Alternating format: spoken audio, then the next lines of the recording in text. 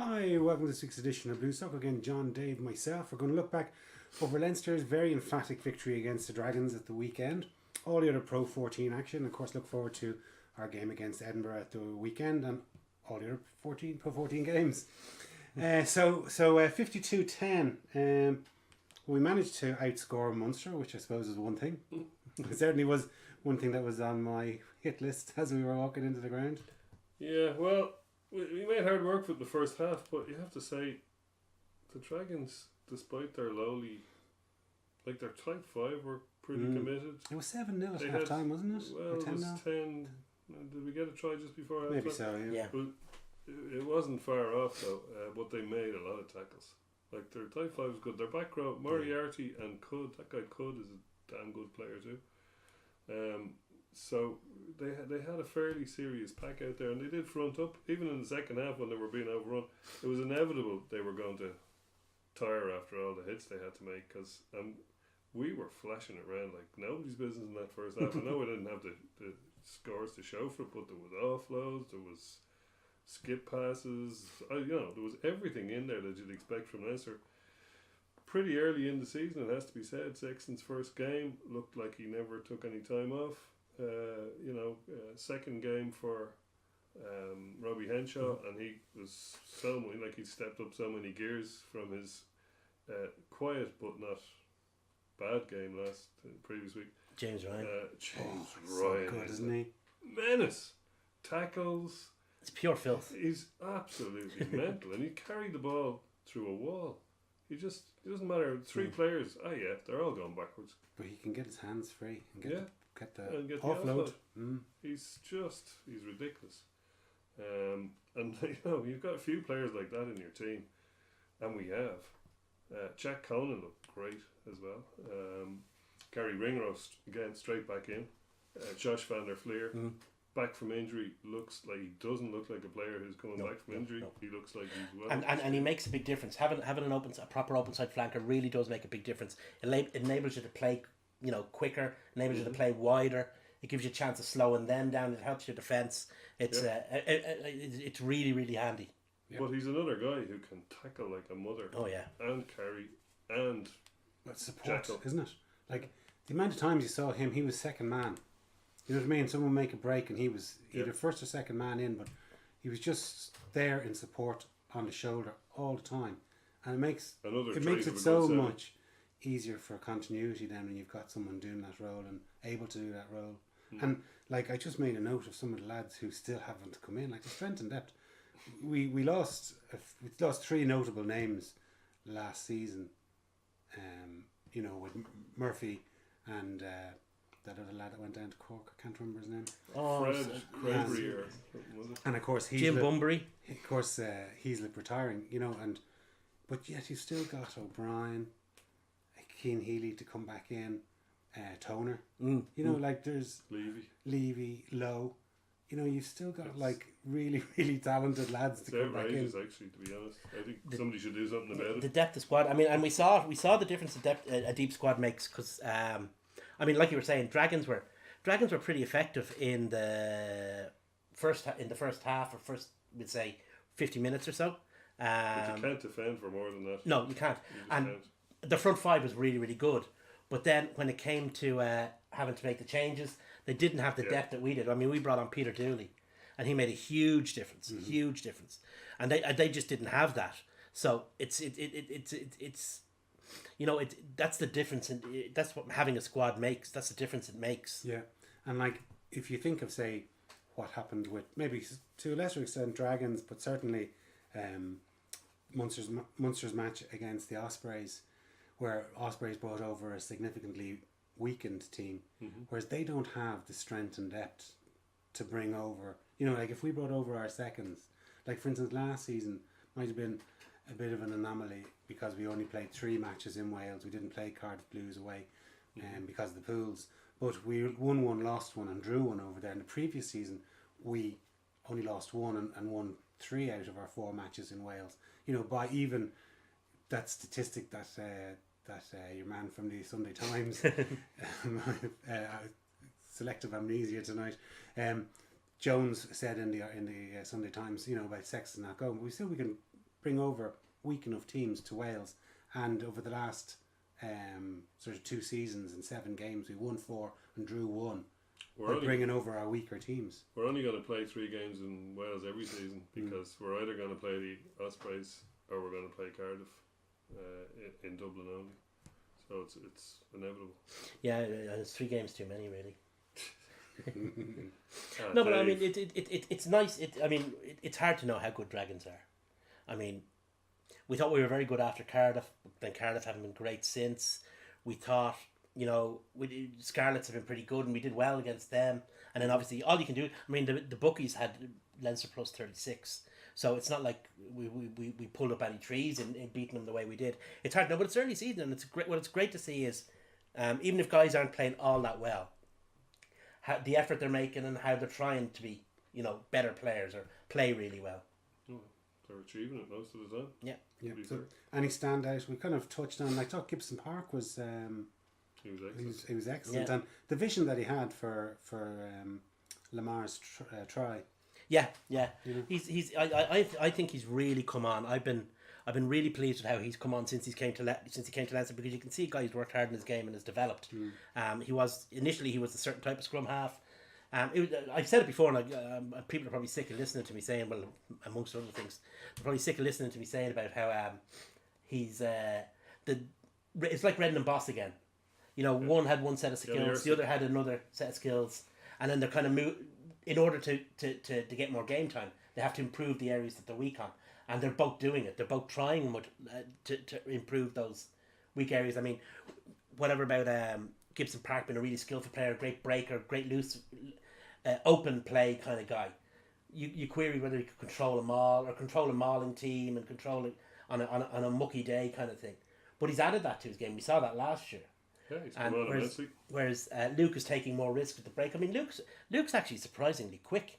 Anytime I see Luke Fitzgerald, Luke McGrath, most struck with how quick he is. Yes, he's a fast guy. Slight tangent. The previous week, Leinster A played away to Ulster in Malone's home ground, which, if it was sponsored by an Irish whiskey brand, would actually be called Jemison Gibson Park, because it's called Gibson Park. Okay, just threw that one in, lads. Throw it out again. There's some tumbleweeds. Thank you. Yep. Well, quickly reviewing some of the other fixtures. Our opponents next week, Edinburgh. As usual, controversy follows Mr. Cockrell. No, around. Richard Cockrell, controversial. I find that so hard to believe. Well, Connacht got their bonus point with a penalty in the last couple of minutes to make it to lose by 7. But as usual, there seems to be a bit of saga with Richard. Cockers was not happy. He was not happy at all, so he wasn't.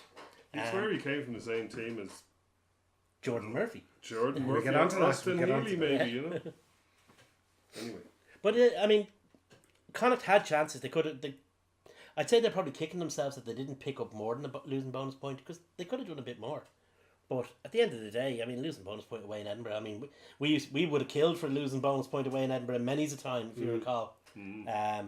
So I mean, they can't be too disheartened with it. But I mean, the thing about Cockrell is that he brings a certain amount of gaiety to the nation. Well, I think he's great for the league, because I think he's entertaining, and I think creates a bit of interest rather than someone who maybe a bit beige. Well, but yeah, exactly. That would be a bland. He's quite a lot of previous coaches. Solomons, for example, quite bland and boring. Whereas he brings a bit of colour and life to it. We'll come back to the Munsters game, but one result that did kind of stand out for me was Zebre, and they seem to be making a bit of a charge this season. Yeah. Like they've won 2 of their 3 matches. They're on 10 points, same as Munster. And it's good to see the Italian teams. Like the Italian teams, between themselves and Treviso, have won 4 of the 6 games that the Italian teams have been in. How much of it was down to Cardiff, though? Because I watched the first, I think, half of that game, and they went. I'm suggesting that they might have blown their load a bit early. Well, they went to a 21, and incoming team. They looked in control, and they looked like they were just going to waltz to a bonus point win at 21-0. And the fact that they didn't even, they were held to that and ended up losing the game by 2 points. Was for the third week in a row. They've lost the game at something like more than 78 minutes, all 3 weeks in a row. Performance anxiety. That's something in there in the head, a little screw. That's in a the head. mental thing. It is a mental thing, and it keeps getting worse and worse for them, doesn't it? So that reminds they me need of to start Connacht. winning soon. Like that happened to Connacht so many times. Yeah. I mean, not just even in a season, like probably over the last 10, 15 years that the Pro 12 or Pro 14, whatever guys it was in, that Connacht just seemed to blow up in the last few minutes. Well, having said that, I don't want to take away from Zebre because they did fight back from 21 down. Like that takes. Well, that can't be. That an has to awful be lot of commended, fight. you know. And in front of their home supporters, of which there never are that many, but at least they were given a good opportunity to use their lungs. But like if you are getting into rugby, it must be very difficult to continually go and watch Zebre play week in, week out and lose. Now, if you get a victory over Cardiff, and if they can scrape another couple of victories in the next few weeks, at least, if you're reading about it in the paper and you're a guy going, oh, geez, let's go down and have a look at them. It's like what happened in Connacht. I mean, sorry to go back on about Connacht again, but like, it's not that long ago that we used to go down to matches in Galway, and there would be literally 1,000 people at them. Like hardly anyone at them, and there was more Leinster occasionally at the match than there was fellas from Connacht. And within a few seasons and a bit of success and winning more matches than losing, they regularly get 7, 8, 9,000 in the sports grounds. Mm-hmm. It's quite easy to be a Leinster fan, if you think about it. I mean, in the last decade, what's considered the absolute trough of the club, we won a Pro 14 and got to a European Cup semi-final, and that's the worst we've done, kind of thing. Yeah. So I mean, it's I always have huge admiration for the likes of Dragons fans, for Zebre fans, for Treviso fans, because Southern Kings, Munster fans. Well, they don't stop believing. Like they never stop believing. So somebody made a point today. I think on Leinster fans that Treviso mightn't be a bad outside bet for the Challenge Cup. I don't know. Can they fight on two fronts? It might depend on how other teams in the Challenge Cup are doing in their respective leagues, but it's not the most far-fetched thing in the world. No, not the way they're playing at end of this season, beginning of this, or end of last season, beginning of this. absolutely. Yeah. But like, it's just going back to the point that you're making about Leinster. I mean, just the other day when they were giving out the supporters packs, and you saw the trophies and the roll of honour underneath both. Yeah. Like, it is some significant statistic when you see the years that they've won the league and the European Cup, isn't it? It's kind of frightening, yeah. That's ridiculous. I mean, it is a golden period for Leinster rugby. Yeah. Whether it's a golden period for rugby in Leinster, we'll discuss later. We will. So Ulster had another handy win against the Kings down in South Africa. They're 3 from 3 now. They've got off to a bit of a flyer at their maximum points. Yeah. No, Ulster going well. Well, I don't think the maximum points because the first try they scored was something like half an hour into sorry, the third you're right. game. In terms of, I think I know what you mean in terms of wins. But, yeah, they've got all wins. Yeah.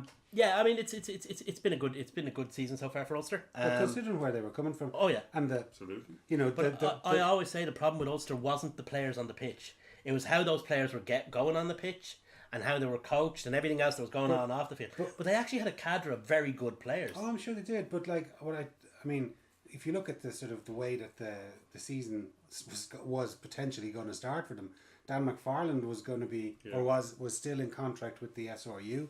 And that was obviously, and then they brought in Easterby to come down and give them a few sessions. They go. But like they obviously want to play for him. Indeed. Oh yeah. It's they've signed some very clever players. They made some clever signings. Mm-hmm. So they have. They got in an experienced out half in Billy Burns, who's Irish qualified.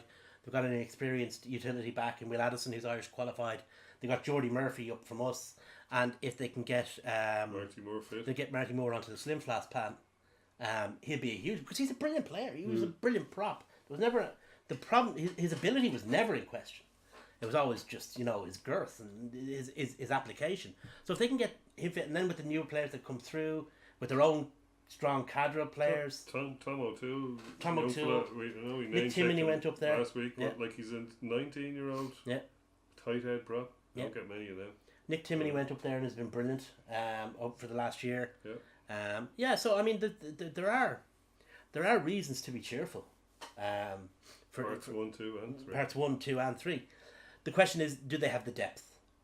I mean, if John Cooney goes down, they're in an awful lot of trouble because they don't look to have that great a depth at scrum half. There's some good under 20s, but I'm not sure if they have how much depth they have at scrum half, for example. And out half.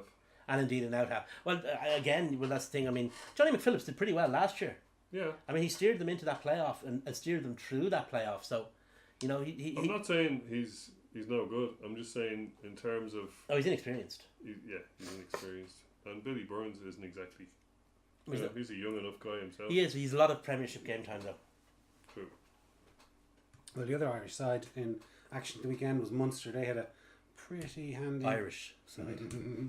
They had a pretty handy victory against the Ospreys down in Independence Park. Mm-hmm. So many disrespects. Yeah. So disrespectful of Ospreys. They should be ashamed of themselves. They should.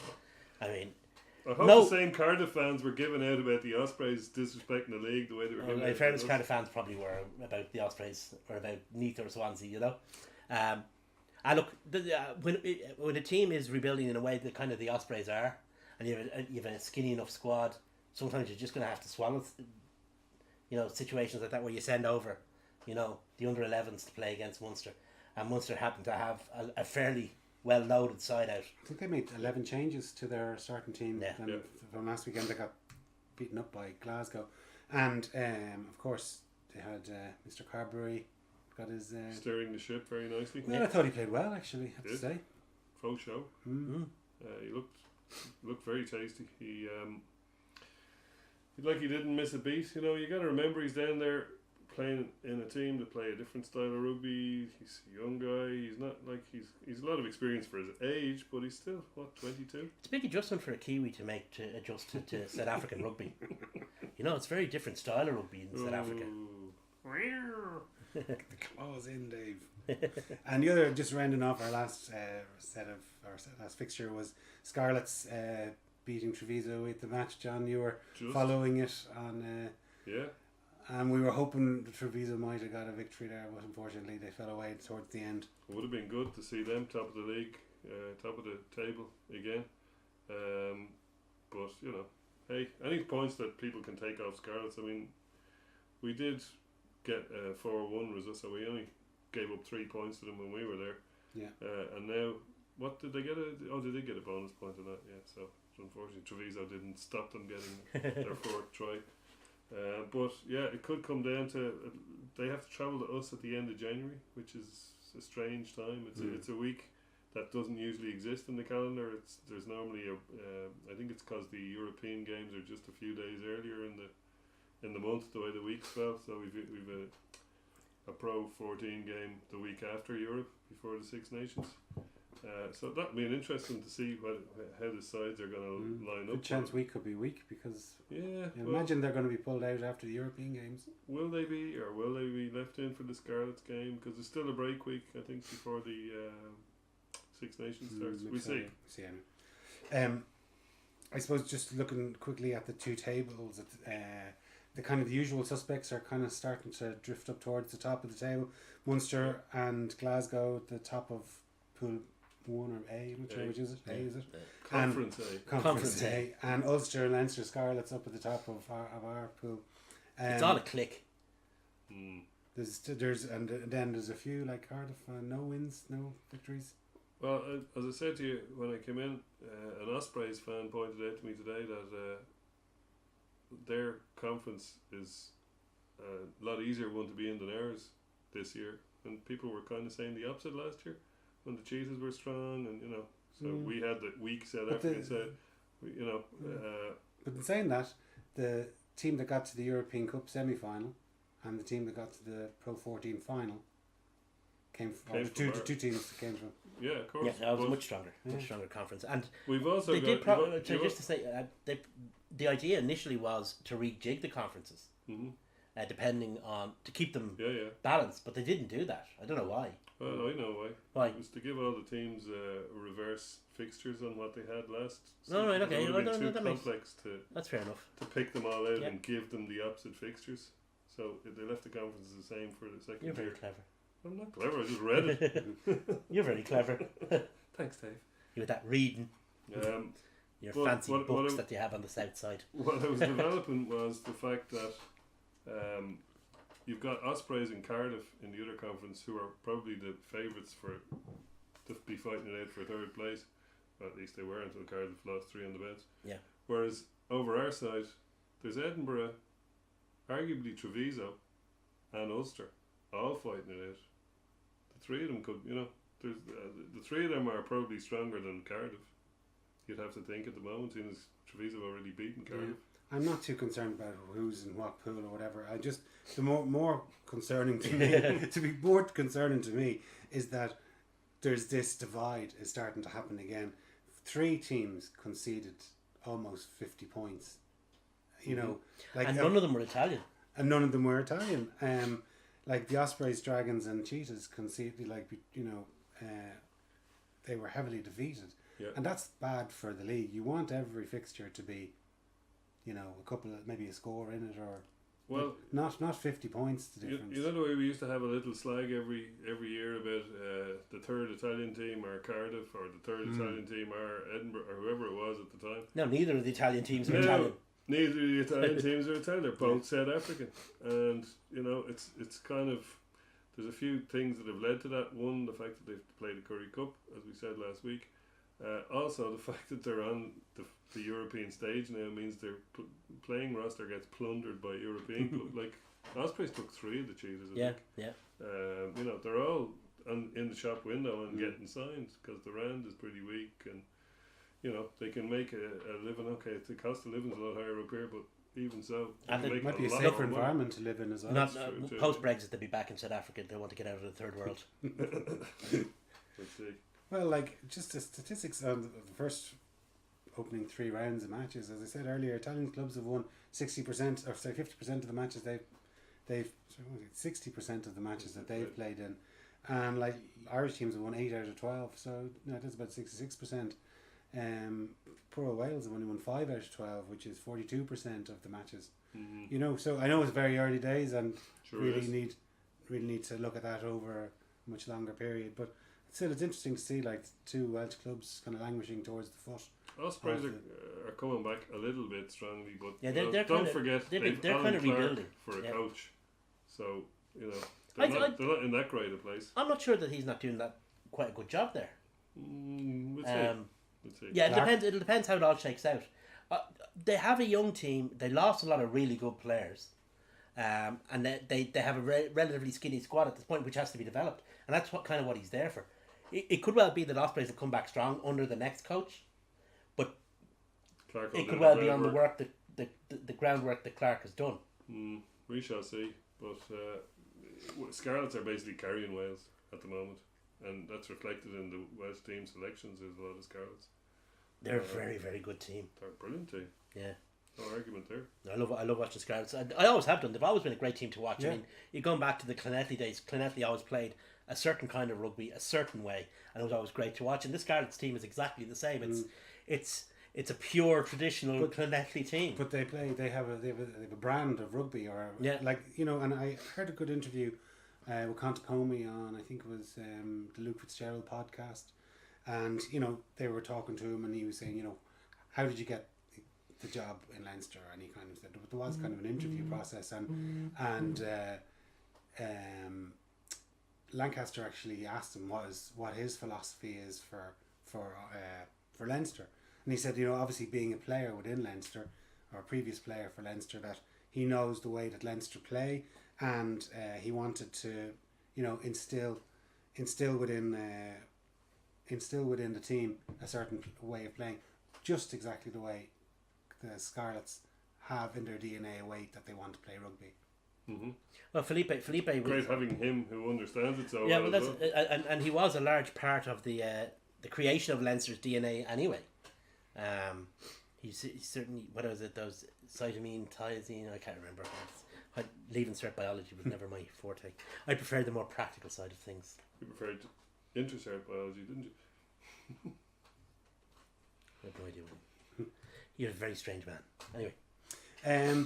One piece of controversy during the week. Controversy! Was Jordan Murphy's comments after a high tackle in the Wasps Leicester game. I don't know whether our viewers saw it. It did look high. Certainly it floored the player. But Jordy came out and said, but like I thought he was teed up by yeah, and it's also after the game. You know, Yeah. the first thing after a game. We all feel. But I thought it was kind of, he's not a man immune to saying stupid things, though, is he? I know It's that. in the DNA in Leicester. Austin Healy, Richard Cockrell, Jordan Murphy. What have they all got? Do you ever in common? notice the people who complain about PC gone mad don't actually understand what PC is? What they actually mean is health and safety. It's health and safety gone mad. Yeah. They don't. I mean, if you hear somebody complain about PC gone mad, 9 times out of 10, they've got some kind of conceptual dyslexia. Most people. Fair enough, but I just thought the way Martin Bayfield phrased the question to him, it was almost like it was two old boys who, in our day, players were hard and we didn't, have yellow or red cards for this kind of shenanigans, as if they're standing at the bar, kind of tut-tutting about modern life. And I think Murphy kind of reacted to that. But Instead of just batting it away. The thing to remember is, in their day, players weren't hard. Not compared to the players we have now. That's exactly it. They weren't hard. I mean, weren't even as fit or as the big or as fanciest strong or of Dans of backs at a French club is in a far higher physical condition than a grizzly English forward from the 80s or 90s.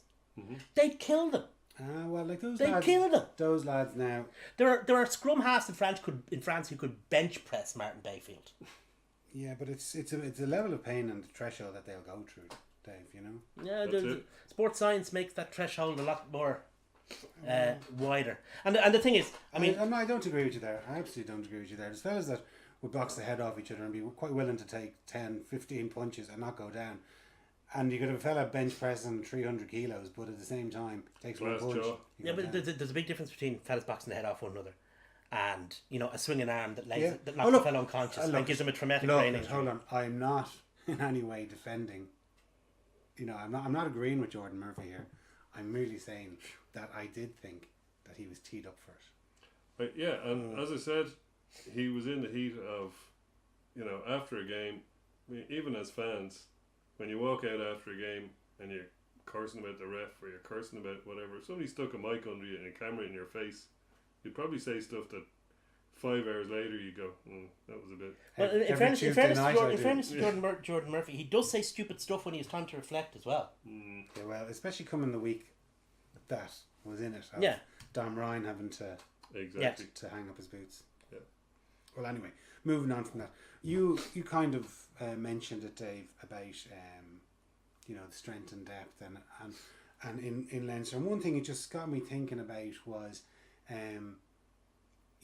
our production line in from schools rugby for Leinster rugby is producing these wonderful players. I mean, the strength and depth in Leinster squad, and obviously then there's fellas going to the different provinces. There's a rake of fellas playing in the championship over in England, some playing in the Premiership, some playing Major League Rugby even. and even some guys in top footy. Some guys were taken in by, was it Dax? Was it? Yeah, no, I saw that. Yeah, Straight from school in Munster. But my point being that the boys thought they were just going to get some wax. but like these lads, it's great, it's great that there's this production line for professional teams. But the game for the level under that, the fellas who might play a bit of rugby in school and then decide, well, I'm not going to be a professional, I'm not good enough to be a professional, or I'm not dedicated enough to be a professional. But I want to play recreationally. Where do they go? Is there opportunities for them? Because like J4. Munster. there isn't J4.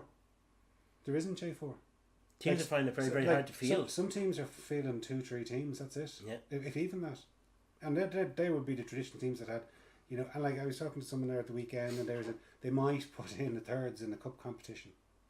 Struggling to field an under-20s team, you know, because the schools just produce these elite players, and they're like, I was talking to a friend of mine today. He was telling me about his young fella who's 14 on the JCT team, and he's going in twice a week at 7 a.m. to do weights, you know. And yeah, well, that's why they're turning them out. And they pushed them, and the schools have these ambitions to win a schools cup, and 1-2 perhaps were picked up by a pro with a pro contract, and the other maybe 20 lads or more who've all done that training just burnt out and said, well, like. And the other issue is, of course, because if you're in a school squad, you're ring fenced from playing club rugby. Yeah. So the clubs are suffering. Then they can't field it under 16s or whatever. Yeah. Well, there's some fellas. Sorry, just to back up your point. Like there's some clubs are disbanding their age grade teams that the kids have played with all the way through. Then they all go into secondary schools. Some of them end up going to schools that play rugby. Some don't. But the ones that don't have an outlet because there's not enough kids in the rugby club, and they all go back to playing football or GA or whatever, or cricket or whatever they want to play. But they end up not playing rugby. Well, the David Nusafora, when he came in, one of his things that he wanted to do was move the conditioning, strength and conditioning back further into the age grades, and more importantly, identify players at an earlier age. So he's not looking at senior cup.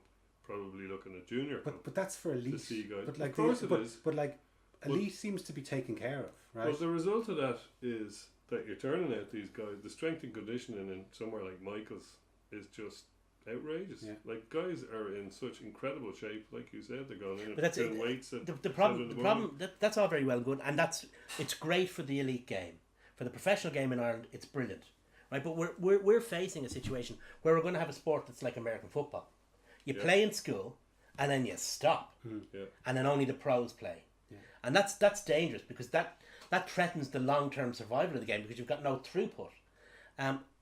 The other side of that is I think that a lot of what you said, I said this to you before, is to a certain extent is a significantly larger problem for South County Dublin than it would be for the North Side, say, where there are fewer rugby playing schools, players don't get taken out of their clubs by their schools the way that they would. I mean, if you look at a lot of the schools in the south side play rugby, whereas not very few, but a very small percentage of them on the north side do.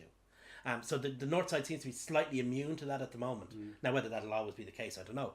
But if you look at the provincial clubs in Leinster, they're really strong and they have no problem, or some do obviously for emigration reasons and economic reasons. But in terms of players being pulled for schools rugby, it's not really a massive issue in terms of them fielding. But what you're getting is you're getting huge numbers of kids at mini level, and then by the time they're 18, they're gone. But they're vanishing before they're vanishing for junior cup. But the clubs need to nearly reposition themselves. Like say when I played, you know, the whole focus was on the first team and the second team, the third team, the fourth team, and sometimes the fifth team. And coming into the cup season in February, you know, the sixth and the seventh team. And then you had the under-19s that was coming through and would feed all, you know, drip feed a few good players into whether it was into the seconds, the thirds, the fourths, all the way down. But I think what they have to look at now is there's not enough players to field three teams anymore. So they've nearly got to readjust and say, well, what do we want to do? Do we want to bring and re-encourage kids, like kids, I'm talking about 8-year-olds, 10-year-olds, 12-year-olds to come in and play and start getting a love for the game and make that be the focus of the club rather than, because I was in a rugby club on Sunday and there was about 50 or 60 kids running around, and your man was telling me in Wicklow Rugby Club they can field two teams, a ladies team, and they're just about trying to get an under-20s team. So like, yet there's 50 or 60 kids running around, you know, that are under 8, under 9s, under 10s. I think ultimately what will happen, and I've said this before, is that the academy will start taking its intake in at 16. The academy. That's where it's going. Like Ajax. Like every other professional sport. They will start taking and the schools competitions, because they'll be deprived of the elite players, of the of the very best players, because they'll want to go into professional rugby, same way as every kid wants to go into be a professional at their sport. So I think there might be a rebalancing between the schools game and the club game in terms of availability of players, because the elite players would have gone out of it completely. They'll be out of that pathway entirely. They won't be playing domestic I rugby think that for could be want a of a long phrase. time down the road. It could be a long time down the road, but then minimum 20 if I'd said to you 15 years ago that the Leinster Academy would be a third level institution, you know, these things do they reach a tipping point, and then they just, you know, pick up pace. I don't know how long, because the schools obviously the schools bodies are very strong. So they'll also have to decide what they're going to do with the AIL and how they handle, like they haven't managed to agree on how they're going to handle. Are they going to let academy players into the thing, or are they not? You know, where is the line going to be? How are they? You know, there's probably an approach to that they could take that could solve the other problem. You know, they could make it a fully amateur league, for example. Yeah, it's hard to know. I mean, they seem to flip flop between what they want to do, whether they want to make it a professional league or not let the pros play, or limit the amount of pros that they want to allow playing per club. It's very difficult to. I mean, like say Lansdowne, you know, seem to have they're like the production line in Leinster, and you probably see other clubs that just don't have any contracted players or very little talent even coming through them. Yeah, well, exactly, and it's. Apologies, I've been down with a flu all weekend. Now he tells me, don't stop breathing on me then. I didn't know what I wasn't watching closely to see what button to press to switch the camera. Should we just keep going? People are used to us being half-assed about everything anyway, so. Yeah, but like I just think it's something that the you know, the rugby should be a game for everybody. It's a game for all different body shapes, and it should also be a game for people of varying different standards, regardless of whether you're an elite player or whether you're just someone who's wants to run around with his mates on a Saturday afternoon. And I think if they're not careful, it could potentially backfire on them. And I mean, all it takes down the road is for a few bad head injuries, and all of a sudden no one wants to let little Johnny play rugby anymore. And you know, then what do they do then? They don't have anyone playing the game. But anyway, that's for another day. Hopefully that won't come to that. Dave, while Dave's away, why don't we have a quick preview of next week's fixtures? We'll get to Leinster's match against Edinburgh later, but if we just look at some of the other fixtures, Cardiff take on Munster. Over in Cardiff. What look for Cardiff after losing 3 late in the game? They then have Munster coming knocking on their door. You know, if Munster don't go fully loaded, it could be a good thing for Cardiff. But if they do roll out a fairly, I mean, is there anybody else? There's CJ Standard to come back. Don the Keys injured. Tyler Blendown's apparently back in training. Is he really? Yeah. They're really going to have an excess amount of number 10s, aren't they? And us a bit short. Oh well, maybe you get one of them on loan. They could have a full back.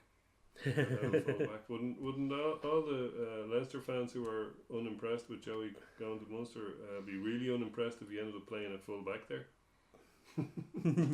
Absolutely. I think Uncle Joe would probably have a few words with him if that happened. So. Well, he played pretty well at out half. I'm sure he did. Yeah. So Cardiff Munster, that'll be an interesting one.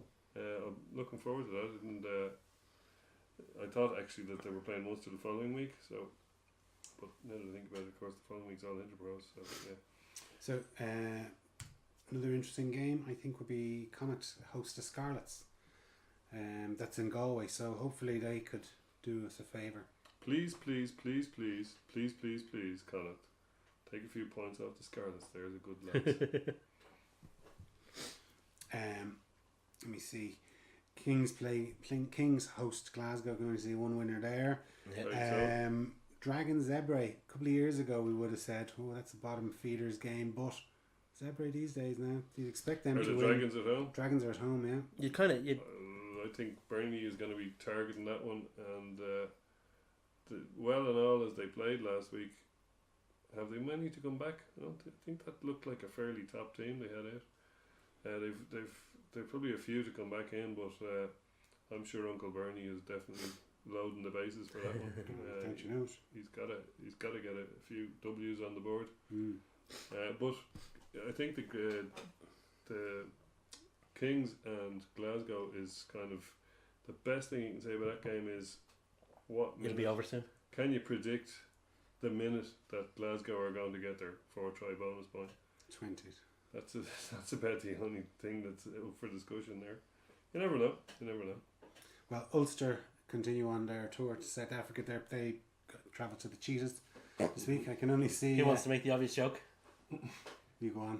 No, I'm not making it. I'm not. It's the Orange Free State. There you go. Against the Orange Free men State. who hate the Free State. Yeah, nice one, Dave.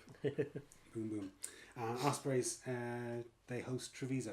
They do, and that could be that'd be actually an interesting make or break because Ospreys obviously will reload. Ospreys will reload for that one, and they'll have all their, they'll have their first selection available, I'd say. But Treviso are they're a doubtier proposition than they have been in the past. But as well, you might actually see that just how, whether it's a false dawn with the Italian teams or how good they are. Yeah, Well, Alan Clark's got to be targeting that one for sure. We'll see how that goes. But you'll have to think that Treviso can't keep rolling out the wins, And I know they didn't win every week, but they went out of the Scarlets only just. So they have to get the depth in their squad to be able to keep churning that out every week. Yeah, it's hard to know. It has to come to an end of the road. They have to cycle their training or cycle their Rotate the guys. rotate their team a bit, Yeah. Otherwise they'll burn out if they don't rotate. So we'll see what they send to the Ospreys. Be interesting. Well, I suppose turning our attention to our game against Edinburgh. Like as I said earlier, I just think Cockrell has. I don't like him, but I think he adds something really, really good, a bit of spice to the whole league, and it's a bit sort of Millwall sort of thing. No one likes us, but we don't care. That's just his haircut. Unsponsored plug for Soothers. It's the Millwall haircut that's doing that for you, Jason. But, they used to be our bogey team. I know we trundle this one out every so often, but right up until our Heineken Cup winning season, Edinburgh were our bogey team. They seemed to just be able to turn up and turn us over. Yeah. And it was usually Chris Patterson kicking from the touchline or something that had put us out of the game. But nowadays they have that bit of steel back from Cockers, and they're just hard to beat. They really are, and they have a couple of good young players as well. They sure have. And they're in our conference too, so it's kind of there's a bit more spice in it for that reason. So I think if we don't put out a really serious team, obviously it's more important that we win this than winning Connacht, but ideally you'd like to win. Connacht aren't in our conference, but ideally you'd like to win both. It's not nice going to Connacht. I go down there every year and it is nice going to Connacht. It's just not nice having to go there to play them in a game of rugby. That's exactly what I mean. Like, it's not nice going there year after year and bloody losing. Yeah, I'd say they must have won maybe 3 out of the last 5, something like that. Easy. Yeah. I'd say there's no team that has a record against us like them. Yeah, well, like they've actually got a pretty good record against all the other provinces in the last few years. Did they do the double on everyone last season, or did they do the double on Munster? Haven't won since 1963. JFK was alive when they won in Ravenhill. Yeah. Last. But they won 5 out of 6, didn't they, last season? Possibly. No, maybe 4 out of 6. No, they didn't beat it. They haven't beaten us. They beat us once in the professional era in Dublin. Yeah, that's right. And that was they won 4 out of 6. I think they got their first win against Munster in Thomond Park that time when Bundy Aki and Rob Henshaw just ripped them apart. Boys, just before we get to the viewers' questions, there's a couple of results I thought was great for rugby. Was the New Zealand South Africa match. I don't know whether you watched it. did. I'm sure you did. It was brilliant. A great game of rugby, but it was just. I mean, there was so much pressure on South Africa. Rassie stirring the pot and all the rest of it, but most people would have written South Africa off but like Most people did yeah. South Africa. But rugby needed that result. You know, you need, because like I had this debate with a guy in a pub, and he's a big football fan. Like, he was going, "That's why I don't like rugby, because always the best team always wins." I said, "That's why I love rugby, because you're rewarded for your greatness." But you know, I just thought like that South Africa. Well, I think they were a bit lucky to win it, but it was a great result for Union. Sport needs two things. Any sport, it needs a great team, and it needs that great team to lose every so often.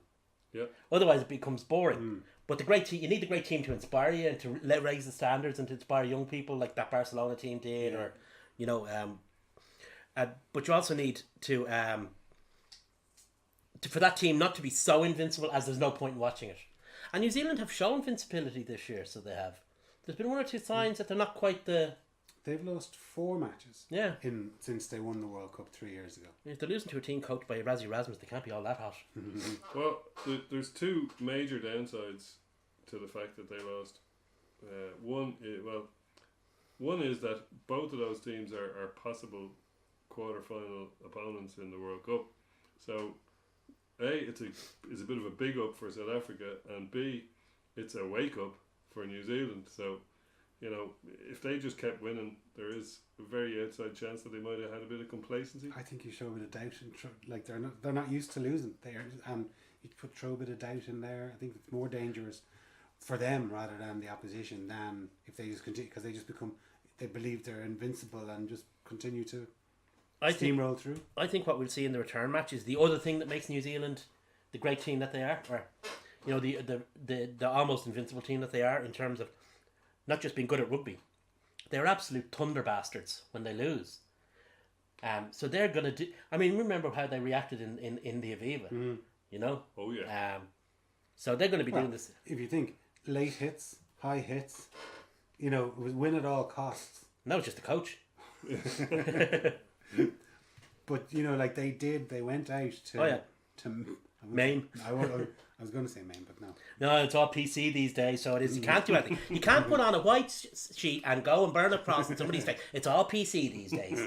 You can't go around the place calling people names because of the way they look, what they do, who they kiss. It's all PC. The world's gone mad. Isn't it funny that the people who say that the world is too mad and too PC are the same people who start sentences with "I'm not racist, but" and end them proving how racist they are. No, the other thing is people who say the world's too PC are usually A, people who use PCs, and B, whose favourite font is Comic Sans. Gone over everyone's I'm head. leaving, lads. Okay, and the other result was the Argentina beat the Aussies. I mean, I think the Aussies are just... Are they in... On the floor. Are they in spiral downwards? Like, they're 7th, I think that's the lowest they've ever been in the world rankings. After last year, we thought the Aussies were on their way back up again. They beat New Zealand in that end of year tour, or end of year test in Brisbane. And they were starting the World Cup cycle. And now we're taking it serious, kind of thing. But so were everyone else. Sadly. So they could be in a bit of trouble. They don't have great depth of players, but they do have a great squad. That's the only thing. I mean, if Israel Folau hadn't been a bit silly, they would have won. Of course, the other thing is, if New Zealand hadn't been a bit silly, they would have won too. So, well, they blew a 4-2 chance at the last play of the game. Should they? And they never went for a dropper. Never went for a dropper. I mean, the dropper was the obvious thing to do. Yeah, they don't take droppers. No, they don't. They boo them, in fact. I've seen Kiwi crowds booing people who took successful drop goals, either for or against. Do you remember when they played France in the Millennium Stadium in 07? They refused to go for a drop goal that time. Yeah. Dave, are you okay? Are you well enough to read out some of our listeners? Yeah, I've had a little rant, so I feel a bit better now. Okay, so a lot of them are things we kind of covered. Hugh Marr asks, thank you, John. Is Joey's move already looking like the right move for him in Ireland? It's looking like the right move for him at the moment. It'll be hard to know until, you know, is he in the Irish squad or... Yeah, but one thing, right? I had a work colleague that went down for the match on last Friday night, and I was saying to her, "Oh, did you enjoy it?" And she said, "Yeah, it was great." And she said the atmosphere was great, and gave Carberry a fantastic welcome to the Munster colours. And I was kind of having a little smirk to myself. I was thinking, well, I wonder how long that'll last for. Oh yeah. And it reminded me of all of the high fives and stuff when, say, Trapattoni was appointed Ireland manager, and within, say, I don't know, what was it, 4 years, there was people were sharpening knives to get rid of him. Oh yeah, everyone loves a winner, but the moment the winning so starts, I just want because like look at there's some people that boo Leinster players. We know that, but they gave Keatley a harder time because he was born in Dublin and went to Belvedere. Than if he had been born in Tralee and didn't go to Belvedere. I think anyone who did go to Belvedere deserves to be booed, by the way. I don't know. I didn't go to Belvedere. That's probably what some people think. I didn't go to Belvedere. You slept with many a boy that did. I didn't do much sleeping.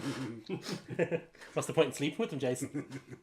So Ashling McIver asks, thoughts on the red card incident in the Leicester game. We didn't actually talk about the incident. We talked about the aftermath. It was a red card. It was a stone bonker of a red card. You whacked him out of it, didn't you? Yeah, it was just... It didn't look good for the optics that he was twice the size of him either. Yeah, but like I heard a good point that Toner was Toner's the same height. Mm-hmm. He's 6'10", and I very rarely see Devin Toner clothesline somebody like that. Yeah. Even though he's coming from the same height and scrum halves are a foot or more shorter than him, and he doesn't. Do you know what I mean? Because he knows that his levers, if he's going to swing his arm. In other words, he's not thick. Well, I think he's also rather good at rugby. Yeah, and he spent a while practicing being rather good. At yeah. rugby. Well, he is someone who actually thinks about the game and would think about that kind of thing. So, we had a question in from Murdo Thompson, which is actually a very good, interesting question. In terms of Pro 14 referees, do you think they're improving or getting worse? I open that to the floor. Well, I think they're improving, but there's always going to be anomalies. Like every league in the world, you hear people complain about the referees. It's such a complex game, and you need eyes in the back of your head. I've seen referees looking directly at incidents and going, "How are you not?" I can see your eyes. I can see where they're looking. I can see where the incident is right in front of them. However, we haven't necessarily got a referee's brain and have to look at the other 50 things. Do you know what I think though is the touch judges? Yeah, they should be and quite and maybe it's because you could just, for instance, you might say have Nigel Owens coming in, the best referee in the world or one of the best referees in the world, and he comes to the RDS and he's doing his business, but then you have touch judges that might be afraid to overrule them or something. Well, or that just don't want to create any controversy, rock the boat, and just happy to the ball crossed the line here, put his flag up, or the ball went over the post, put my flag up, and don't really get involved. Where we've seen many times there was an incident at the Leinster match last week. There was clearly the ball didn't go forward, yet there was a. It was judged to have gone forward out of the hands, and the referee or the touch judge was bang in line with it. So and they showed a replay of it, and it clearly didn't go the forward. ball didn't go forward, but it looked like Henshaw, the little flick he did, went forward out of his hand. Right, I think that's what the ruling was. All right. But what I would like to see touch judges get more involved in is policing the offside line. Like it's such an. How many times have you been dead in line looking at touch judges' back and seeing fellas coming way offside, and you're in line with them, the touch judge is in line with them, but it's not called, and the ref obviously isn't in as good a position. So that kind of thing. I mean, they do tend to do a little bit on lineouts and set pieces. You can see them now and again signalling to players to get back, but they don't. They just. Don't. It's just a marker. Yeah. They don't seem to, as you say, enforce it or police it. Yeah, that'll be something that'd be good to see. There's take one. Well, my general point, just to finish on Murdo's question, is every league in the world is giving out about the referees. We have a harder job in our league because we've got referees from 6 countries at this stage. And then national bias comes in, doesn't it? And that's the problem. And the thing is, I'd say that's the one thing perceived bias. But it's the one thing that the referees, I would say 99% aren't, is biased towards one team over another. No. But there's a perception bias. That's the issue. So like when you've got in England you've got Terry Neuer's JP Doyle, who's obviously not English, but he's an English qualified referee. All of the referees are English. Now, then you're into areas like, that guy's from Leicester. and he shouldn't be reffing a Leicester match, which they probably don't ref matches in their local area. But we've just got to have that in spades. So no matter if we had the best referees on the planet. So you're saying it's all Scotland's fault? Well, if they developed a few more bloody referees, I mean, they got a fright with the Chang Langs and haven't really dipped their toe in the water too often since. So they did take one of our better refs off us, Patterson. I'll leave that one right there. Leave that one hanging in the air. So as soon as this, like the stink from a Scotsman fart. has asked the question, it's all the Scots' fault. Yeah, it's all the Scots' fault for not showing up their Fiendish not holding up swines. their end. Stingy bastards. Okay, do we have any other questions? Yes, we had one on Twitter. I'll just find it for us now. It came from Morgan Downey, who is known to us all, I think. Mm-hmm. And Morgan asks, he asked, Jordan Murphy is a bluffer. Discuss. We did. He is. So I don't think there's much more needs to be gone into on that. So yeah, that's pretty much it from the viewers this week. Okay, just turning our attention back to Leinster's match against Edinburgh. What's your views on Contepomi so far? Have we seen enough of him, or seen enough of the teams to make a decision? No and no. No, yeah. I haven't a clue. I haven't a bloody clue. Like, it was great to see him. I was in Donnybrook the other day for the A game. It was great to see him waltz in. It's great to see him there. I mean, Great to you see get him, you get a yeah. lift just from seeing the guy because With he's his such a. kids. I said, welcome back to the stadium. Been a while. Because, I can remember I wish him you're not dead. in Donnybrook. He was Like the what? most accommodating person after the game. Kids were younger then, and the amount of times he did autographs and did all of that, and the rest of them would flash past you. I won't name any names, but he was always there after the game. He's a lovely fella, lovely, Chat away. genuinely lovely fella. But as regards whether we've seen enough, I mean, guy's not there a wet day, and it's very hard to, he's arguably, or maybe not arguably, he's at least third in terms of importance in the coaching box, if not fourth. We'll Attack not coach. Hmm? He's a tack coach. But I mean, in terms of his exposure to, like, all the other coaches have been there a couple of years at least, and they know their stuff, and they've had their time to put their stamp on the team. He's had a wet day. I'm not saying he's had no effect on the team, far from it. It'd be interesting, like He hasn't had a chance to lose the dressing room yet. it'd be interesting to see what, if Sex, like I believe that he was a very good mentor to Sexton when Sexton was a young man. It'd be interesting to see now whether Sexton, I'm sure if Sexton is that type of person that wants to continually grow and, become a better player, even though he's 33 maybe now, so it'd be interesting to see if we can see any changes to Sexton's game over the next, say next 12 months leading up to the World Cup As a result of of working with Contepomi on a daily basis. It's a fair point.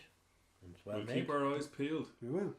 Well, anyway, boys, thanks very much as ever, and thank you very much for watching. Hopefully our Facebook experiment is working. Hopefully you've got sound this week. Yeah. Well, then if they don't, they won't be able to hear me coughing, will they? Well, there is Good always a to see good you side, leaving isn't the there? room twice. Anyway, thanks very much for watching. Cheers, appreciate it.